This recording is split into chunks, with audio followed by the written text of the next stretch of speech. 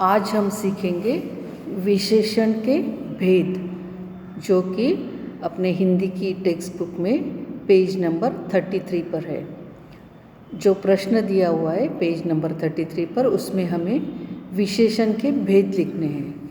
तो देखते हैं हम विशेषण के भेद कौन कौन से हैं।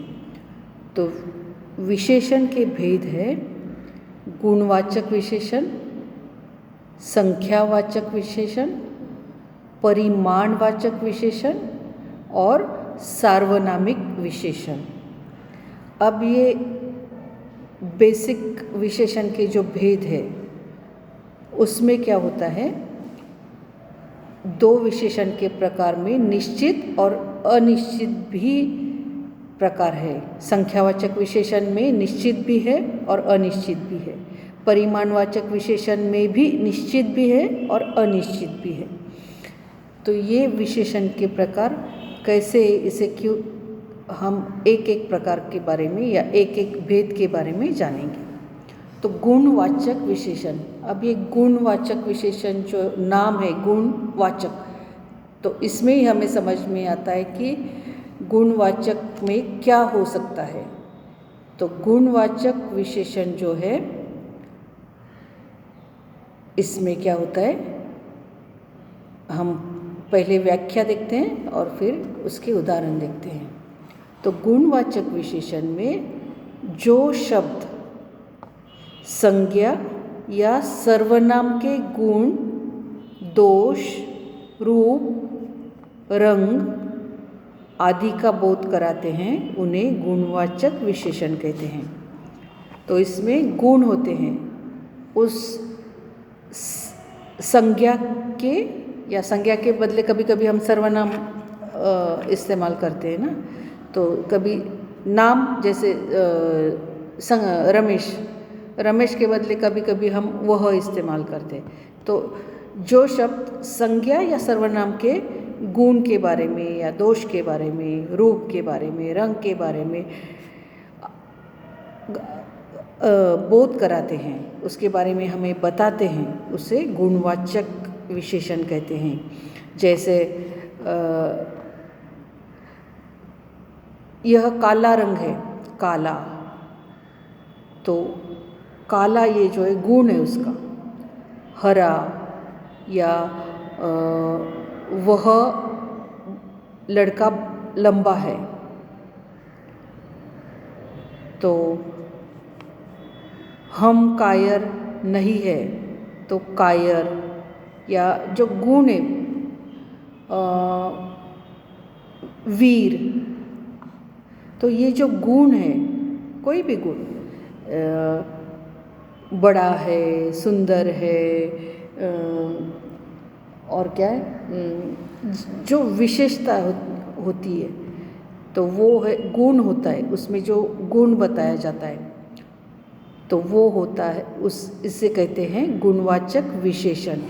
तो ये जो गुणवाचक विशेषण है, जैसे हम उदाहरण देखते हैं। छोटी बहन तनिक बच्ची थी, तो इसमें बहन के बारे में छोटी विशेषण दिया हुआ है, एडजेक्टिव छोटी दिया हुआ है।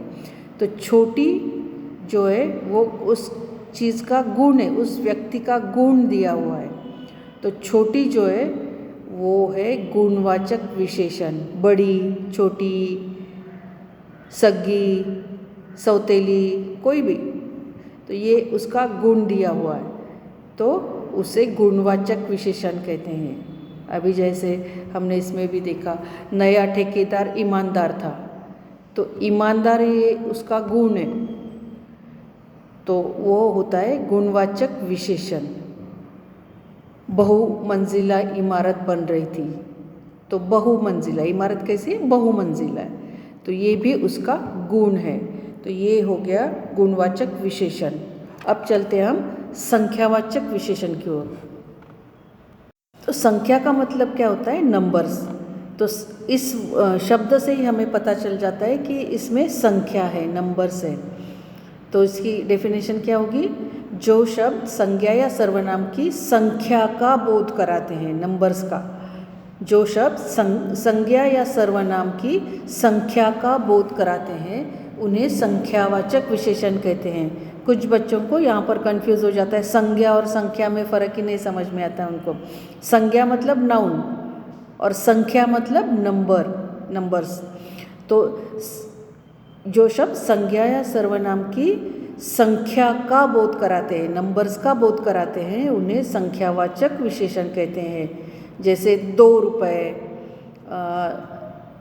7 मील या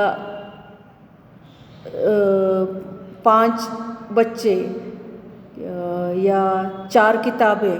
तो इस प्रकार संख्या का बोध होता है हमें, नंबर्स का। ये सबसे आसान तरीका होता है, विशेषण का ये सबसे आसान भेद है जो हम बड़े आसानी से पहचान सकते हैं। जैसे कि 5 साल बाद राजा ने राजकुमारियों को बुलाया, तो 5 संख्यावाचक विशेषण है। हर तीसरे दिन नाखून बढ़ जाते हैं, तो तीसरे। और फिर इसमें भी हमने देखा, राजा ने सभी को गेहूं के 100 दाने दिए। तो ये सब है नंबर्स है। तो ये जो नंबर्स है उससे हमें पता चलता है कि संख्यावाचक विशेषण में क्या आता है, नंबर्स आते हैं, संख्या आती है, इसलिए हम उसे संख्यावाचक विशेषण कहते हैं और उसे पहचानना बहुत आसान हो जाता है। अब ये संख्यावाचक विशेषण जो है उसमें क्या होता है, संख्यावाचक विशेषण में 2 भेद होते हैं, मतलब 2 प्रकार होते हैं, निश्चित और अनिश्चय। निश्चित, तो निश्चित मतलब श्योर, पक्का। तो निश्चित का मतलब क्या है कि जो शब्द निश्चित संख्या का बोध कराते हैं। हमें पक्का पता है कि 4 किताबें लाई है, 4 किताबें लाई है, कुछ किताबें नहीं लाई है, 4 किताबें लाई है। तो हमें एग्जैक्ट नंबर समझ में आता है, वो होता है निश्चित। जैसे 3 आदमी या 10 दिशाएं, तो ये जो है एग्जैक्ट नंबर हमें पता होता है। और उसमें आता है अनिश्चित विशेषण में आता है कि अनिश्चित में क्या होता है, जो शब्द संज्ञा या सर्वनाम की अनिश्चित संख्या का बोध कराते हैं। मतलब इसमें हमें एग्जैक्ट पता नहीं चलता है कि कितने नंबर्स होंगे, क्या नंबर होगा। अब जैसे कि कुछ सैनिक या बहुत जानवर या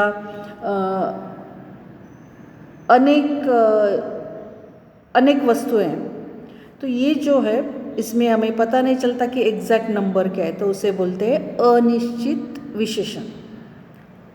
निश्चित में हमें नंबर्स का पता चल जाता है और अनिश्चित में हमें नंबर का पता नहीं चलता है। अब चलते हैं थर्ड भेद की तरफ, वो है परिमाणवाचक विशेषण। तो परिमाणवाचक में क्या होता है कि जो शब्द संज्ञा या सर्वनाम की मात्रा का मतलब मेजर, जो नाप तोल होता है, उसका बोध कराते हैं, उन्हें परिमाणवाचक विशेषण कहते हैं। तो मतलब मेजर होता है ना, मेजरमेंट जो होता है एग्जैक्ट, तो वो हमें पता चल जाता है। तो परिमाण जो होता है, परिमाण मतलब जो हम मेजर कर सकते हैं। तो जैसे कि 2 मीटर कपड़ा, अब 2 मीटर कपड़ा परिमाण है, ये मेजरमेंट है। तो 2 मीटर कपड़ा, 4 किलो चीनी, तो उसे कहते हैं परिमाणवाचक विशेषण। तो परिमाण मतलब मेजर। तो इसमें भी क्या होता है, परिमाणवाचक विशेषण में भी ये 2 प्रकार आते हैं, निश्चित और अनिश्चित। तो जैसे परिमाण, अभी जैसे परिमाणवाचक में 1-2 उदाहरण हम देखते हैं। उदाहरण में हम देख सकते हैं कि आपकी चाय में कितनी चीनी डालूं, कितनी, कुछ मेजरमेंट, 1 चम्मच, 2 चम्मच, ऐसे। डिब्बे में 1 किलो दाल है। और एक उदाहरण हम देखते हैं कि मैंने आपके दिए 100 दानों से इतनी अधिक फसल तैयार की है। तो ये अधिक मतलब पता नहीं है कितने बोरे हैं, 4 बोरे, 10 बोरे हैं, 15 बोरे, कुछ भी पता नहीं हमें। तो ये होता है परिमाण। अब परिमाण में भी कौन से 2 प्रकार है, यही दो प्रकार है, वो है निश्चित और अनिश्चित। सेम जैसे मैंने इसमें भी कहा संख्यावाचक में निश्चित में क्या होता है, जो शब्द निश्चित मात्रा का बोध कराते हैं, निश्चित मेजरमेंट का बोध कराते हैं, वो है निश्चित परिमाणवाचक। और जो शब्द अनिश्चित मात्रा का बोध कराते हैं वो होता है अनिश्चित परिमाणवाचक विशेषण। जैसे निश्चित में क्या है 10 किलो आटा, अनिश्चित में क्या है थोड़े चावल, निश्चित में क्या है 2 किलो चावल या 1 किलो चावल, और अनिश्चित में क्या है कुछ चावल, थोड़े चावल। निश्चित में क्या है 2 लीटर तेल, अनिश्चित में क्या है बहुत नमक। तो ये हो गया परिमाणवाचक के दो भेद। अब चलते हैं हम सार्वनामिक विशेषण की ओर। सार्वनामिक विशेषण में हम देखते हैं कि जो सर्वनाम शब्द वाक्य में विशेषण का कार्य करते हैं उन्हें सार्वनामिक विशेषण कहते हैं। ये व्याख्या है सार्वनामिक विशेषण की। तो जो सर्वनाम होते हैं, सर्वनाम जैसे मैं, तुम, यह, वे, तो ये सार्वनामिक, ये सर्वनाम है। तो जो सर्वनाम शब्द वाक्य में विशेषण का कार्य करते हैं, हमेशा सर्वनाम जो होता है वो हमेशा ही विशेषण का काम नहीं करता है। सर्वनाम हम कहीं भी यूज़ कर सकते हैं। तो जब सर्वनाम विशेषण का कार्य करते हैं तब उसे सार्वनामिक विशेषण कहते हैं। जैसे कि वह घर, यह लड़की,